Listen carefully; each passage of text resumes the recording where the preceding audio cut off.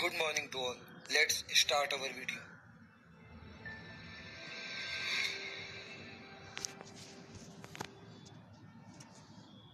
चलिए आज हम नया टॉपिक शुरू करेंगे।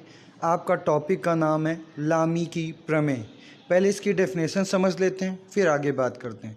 तो इसमें लिखा है आपका तीन एक तलीय एवं एक बिंदुगामी बलों के अंतर्गत किसी पिंड के संतुलन की दशा में प्रत्येक बल शेष दो बलों के बीच कोण की ज्या के समानुपाती होता है। यानी लामी की प्रमेय अनुसार क्या बात कह रहा है, एक एक बात को यहाँ पर पहले हम जस्टिफाई करते हैं। पहला वर्ड अगर आप ध्यान से देखें तो यहाँ पर लिखा है आपका तीन एक तलीय।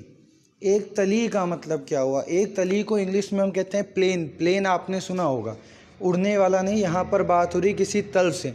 फॉर एग्जांपल अगर हम अपने घर में बात करें तो जैसे फर्श जो है आपकी वो एक तल है। अगर हम दीवार की बात करें तो वो भी आपका एक तल है। ब्लैक बोर्ड आपका एक तल है। इसी तरह पेपर जो होता है वो आपका एक तल है। एक यानी हम पेपर पर जैसे जितना कुछ लिखते हैं या डायग्राम बनाते हैं वो सब एक तलीय होता है, यानी सारी चीज़ें उसी पेपर पर ही होती हैं। इस तरह की चीज़ें, यानी आप कह सकते हो इनडायरेक्ट वे में जो 2D डायमेंशनल चीज़ें हैं जिनमें 2 डायमेंशनल होती हैं। आप लोगों ने मूवीज़ देखी होंगी, अभी हम जितनी मूवीज़ टीवी में देखते हैं सब 2 डायमेंशनल होती हैं, यानी सब एक ही प्लेन पर स्क्रीन पर आती हैं। पर अगर आप 3D मूवीज़ देखते हो, जब कैमरा आप चश्मा लगा के देखते हैं 3D मूवीज़ को, तो उन मूवीज़ में आपको 3 डायमेंशनल व्यू दिखाई दिया जाता है। तो ये आपको 2D को याद रखना है। 2D मतलब एक ही तल पर हो, यानी एक ही प्लेन पर हो। तो कोई 3 बल अगर एक ही तल पर लग रहे हैं, साथ में अगला पॉइंट अगर आप देखो तो लिखा है आपका एक बिंदुगामी। एक बिंदुगामी मतलब एक ही बिंदु से होकर गुजरते हों। तीनों बल जो हैं वो एक बिंदु होगा जिस पे तीनों बल एक दूसरे को काटेंगे। वो बल इस प्रकार के बल होते हैं, तो उनको कहा जाता है एक बिंदुगामी। और आगे चल के अगर आप देखो तो लिखा है संतुलन की दशा में। अब यहाँ पे संतुलन की दशा क्या होता है इसको समझिए। आप मान लीजिए एक मेज है, मेज में दोनों साइड में रस्सी बंधी है। एक साइड आप उस रस्सी को पकड़ के अपनी ओर खींच रहे हैं और दूसरे साइड कोई दूसरा व्यक्ति है वो पकड़ के उस रस्सी को खींच रहा है। दोनों लोग उस मेज को अपनी अपनी ओर खींचने का प्रयास कर रहे हो, पर वस्तु अपनी ही जगह पर स्थिर बनी रहे।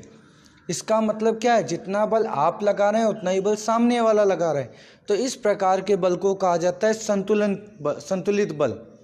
यानी वस्तु किसी भी दिशा में गति नहीं करेगी, ये संतुलन की दशा होती है। यानी वस्तु पर बल लग रहा है पर वस्तु गति नहीं कर रही है। आगे देखते हैं, एक लाइन यहाँ पर और नीचे लिखिए कि प्रत्येक बल शेष 2 बलों के बीच। इसका मतलब क्या है, जो एक बल होगा वो जो बाकी 2 बल हैं उनके बीच में जो एंगल बनेगा, जो कोण बनेगा, उसकी ज्या के अनुक्रमानुपाती। साइन, आपने साइन कॉस टेन पढ़ा होगा, उसी में साइन को कहा जाता है ज्या। तो यहाँ पर लिखा है आपका के अनुक्रमानुपाती होता है। इसके अकॉर्डिंग इन्होंने मिलाकर एक नियम बनाया। यानी अगर आप थ्योरी के अकॉर्डिंग चलेंगे तो क्या बनेगा आपका कि F1 प्रोपोर्शनल टू होगा साइन अल्फ़ा, इसी तरह F2 proportional to sign beta और F3 proportional to sign gamma. इसी से मिला के इन्होंने एक फिगर पहले हम देखते हैं। ये आपका एक फिगर आया, देखिए आपके फिगर में 3 बल हैं। कौन कौन से? पहला बल अगर आप देखो तो F1, फिर आपका F2, फिर आपका F3। और इन तीनों के बीच में कोण कितना है? तो F1 के सामने जो कोण है ये F1, तो यहाँ जो कोण है कितना है? अल्फ़ा। इसी तरह F2 के सामने कोण कितना है? बीटा। F3 के सामने कोण कितना है? गामा। अब इसी बात को थ्योरी के अकॉर्डिंग यहाँ पर थोड़ा ध्यान दीजिएगा। क्या कहा गया है आपका यहाँ? प्रत्येक बल यानी F1 उसके शेष 2 बलों यानी F3 और F2 के बीच का ये जो कोण है इसकी ज्या के अनुक्रमानुपाती होता है। ये बात है, सिंपल सा। इसको अब लिखते कैसे हैं? तो आपका बनता है F1 अपॉन साइन अल्फ़ा बराबर F2 अपॉन साइन बीटा बराबर F3 अपॉन साइन गामा।